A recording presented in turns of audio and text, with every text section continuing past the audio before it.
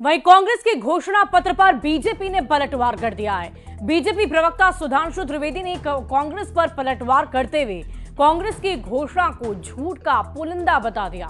सुधांशु त्रिवेदी ने कह दिया कि कांग्रेस के घोषणा पत्र में न्यूयॉर्क और थाईलैंड की तस्वीरों को शामिल किया गया है और इससे ये दिखता है कि वो कितने गंभीर है। बीजेपी ने कहा कि वो अपने चुनावी वादों को तैयार करने में गंभीर नहीं है।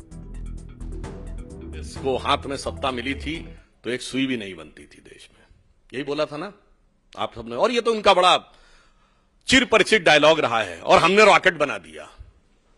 वैसे पहली बार इंटरमीडिएट रेंज बैलिस्टिक मिसाइल तो हमारे जमाने में बनी है, ब्रह्मोस, मगर कोई बात नहीं, रॉकेट बनता था। पर ये बताइए 47 में सुई नहीं बनती थी। आपको पता है भारत का पहला पावर प्रोजेक्ट शिव समुद्रम पावर प्रोजेक्ट 1902 में मैसूर में शुरू हो गया था,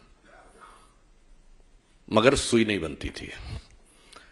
Indian institute of sciences Bangalore 1916 बन गया था, सुई नहीं बनती थी।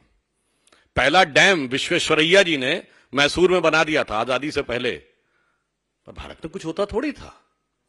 मिंटो आई हॉस्पिटल बन गया था बेंगलोर में, भारत का पहला नहीं दुनिया का पहला। इससे पहले हॉस्पिटल्स में आई डिपार्टमेंट होता था, मगर आई हॉस्पिटल पहला बना था। कुछ होता थोड़ी था भारत में। अच्छा ये बताइए सीवी रमन को नोबेल प्राइज मिल गया था 1930 में, मगर सारे पढ़ने के संस्थान तो नेहरू जी ने खोले थे। हमारे सैनिकों ने बलिदान देकर जो जो इलाके कब्जे में किए, और इनकी विदेश नीति क्या रही कि पंजाब गया, कश्मीर गया, आधा आधा चला गया, और चला बंगाल गया, और चीन के हाथों मानसरोवर का वहां ऊंचा भाल गया।